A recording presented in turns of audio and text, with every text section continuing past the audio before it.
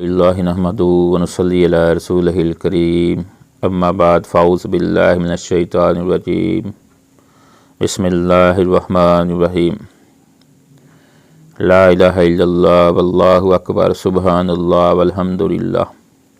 میرے بھائیو، یہ 4 کلمے ہیں جو ہمارے پیارے نبی اکرم صلی اللہ علیہ وسلم نے فرمایا بہت ہی افضل کلمے ہیں۔ لا الہ الا اللہ واللہ اکبر سبحان اللہ والحمدللہ۔ میرے بھائیو، جو بندہ ان کلموں کو پڑھتا ہے ان کو بہت زیادہ اجر دیا جاتا ہے اور اللہ رب العزت بھی اس سے بہت زیادہ خوش ہوتے ہیں۔ ان کا مطلب کیا ہے؟ اکثر ہم یہ کلمے اپنی زبان پہ پڑھتے ہیں، لیکن بہت سارے بھائیوں کو ان کے مطلب کا نہیں پتہ کہ ان کا مطلب، اس کا ترجمہ کیا ہے۔ سب سے پہلا جو کلمہ ہے لا الہ الا اللہ، اس کا کیا مطلب ہے؟ لا الہ، نہیں ہے کوئی الہ، الا اللہ، مگر اللہ۔ لا الہ الا اللہ، اللہ کے علاوہ کوئی الہ نہیں ہے، یہ اس کا مطلب ہے۔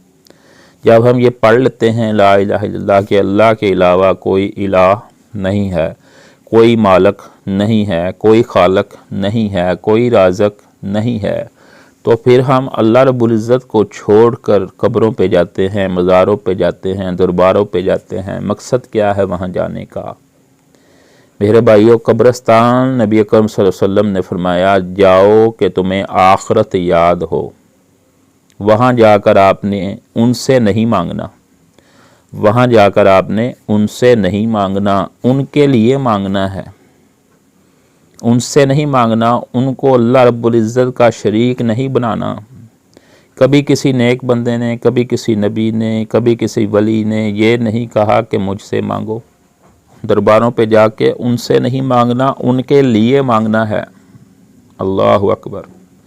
ہمارے پیارے نبی حضرت محمد صلی اللہ علیہ وآلہ وسلم کے روضے مبارک پر جب ہم جاتے ہیں کہ اللہم صلی علی محمد وعلی آل محمد، کہ اللہ رب العزت ان کے اوپر اپنی رحمت نازل فرما، ان پر اپنا فضل فرما۔ اللہ رب العزت سے یہ دعا کرنی ہے، التجا کرنی ہے کہ میری بہنیں وہاں جا کر اولادیں مانگتے ہیں کہ اے قبر والے، اے مزار والے، اے فلاں بابا، ہمیں بیٹا عطا فرما۔ یہ سراسر شرک ہے۔ جتنے نبی آئے ہیں سب نے اللہ سے مانگا ہے، بیٹے بھی اللہ سے مانگے ہیں، بیٹیاں اولادیں اللہ سے مانگی ہیں، حضرت ابراہیم نے اولاد اللہ سے مانگی ہے۔ اللہ اکبر۔ تو میرے عزیز بھائیو، ہمیں بھی حکم ہے اللہ سے مانگنے کا۔ ہمارے پیارے نبی اکرم صلی اللہ علیہ وسلم سب سے افضل نبی تھے۔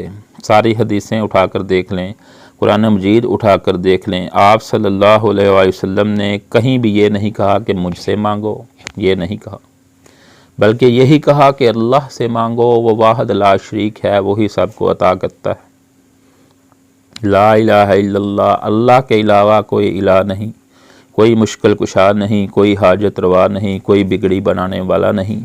میرے بھائیو، اپنا عقیدہ درست کر لو۔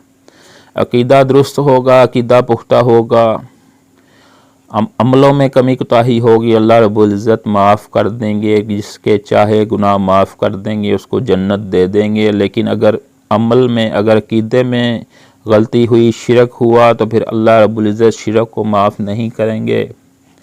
میرے بھائیو، اب ہمارے پاس ٹائم ہے، موقع ہے، توبہ کر لو، اللہ سے معافی مانگ لو، شرک سے باز آ جاؤ۔ شرک ایسا گناہ ہے جو اللہ رب العزت معاف نہیں کریں گے۔ باقی کوئی چھوٹے گناہ ہو گئے، رب العزت جس کو چاہیں گے معاف کر دیں گے، لیکن شرک معاف نہیں کریں گے۔ تو میرے عزیز بھائیو، لا الہ الا اللہ، اللہ کے علاوہ کوئی الہ نہیں، اللہ کے علاوہ کوئی مشکل کشا نہیں۔ نبیوں پیغمبروں پر بھی جب مشکل آئی، انہوں نے اللہ کے سامنے التجا کی، اللہ سے دعائیں کی، اللہ سے فریادیں کی۔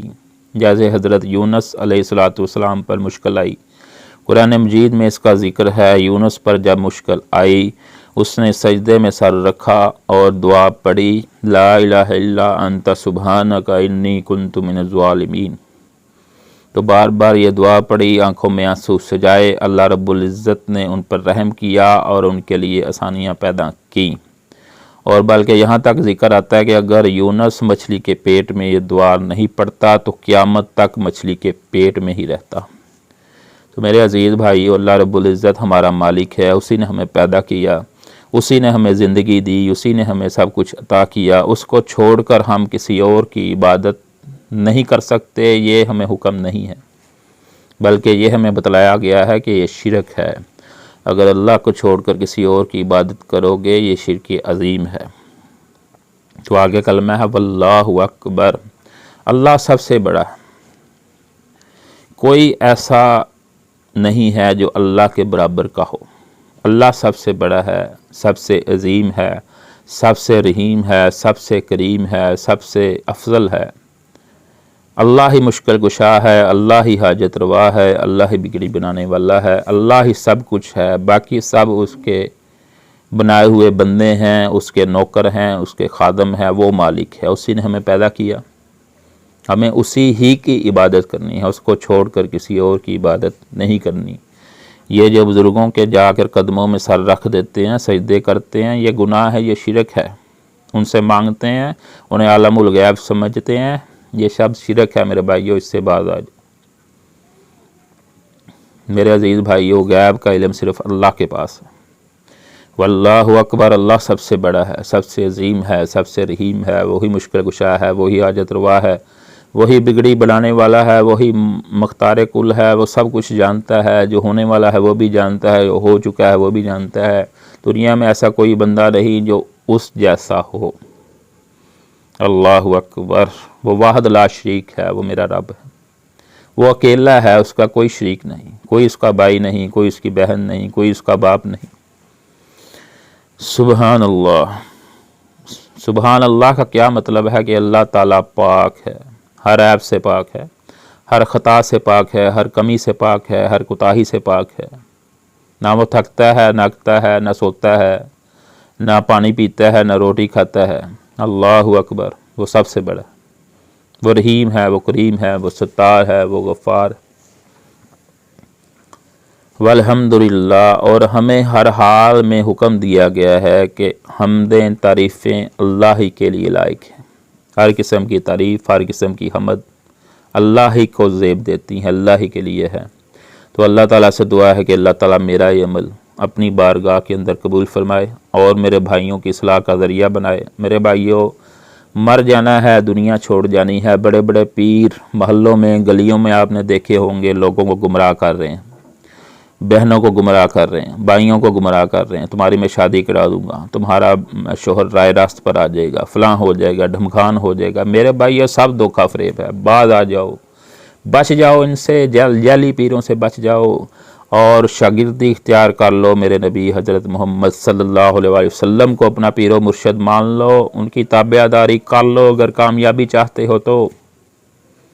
میرے عزیز بھائیوں، دنیا اور آخرت کی کامیابی ہمارے پیارے نبی حضرت محمد صلی اللہ علیہ وسلم کے نقش قدم پہ چلنے میں ہے، ان کی اطاعت و فرما برداری میں ہے۔ قرآن مجید کھولو، ترجمہ پڑھو، جس لفظ کے ترجمے کا نہیں پتہ چلتا کسی عالم دین سے پوچھ لو کہ اس کا کیا مطلب ہے، اس پہ عمل کر لو۔ اگر کامیابی چاہتے ہو قرآن مجید پہ عمل کر لو، حدیثوں پہ عمل کر لو۔ اللہ تعالیٰ سے دعا ہے کہ اللہ تعالیٰ مجھے اور آپ کو عمل کی توفیق عطا فرمائے اور اسے میری بخشش کا ذریعہ بنائے۔ اللہ رب العزت اسے اپنی بارگاہ کے اندر قبول فرمائے۔ وما علینا الا البلاغ المبین۔ السلام علیکم ورحمۃ اللہ وبرکاتہ۔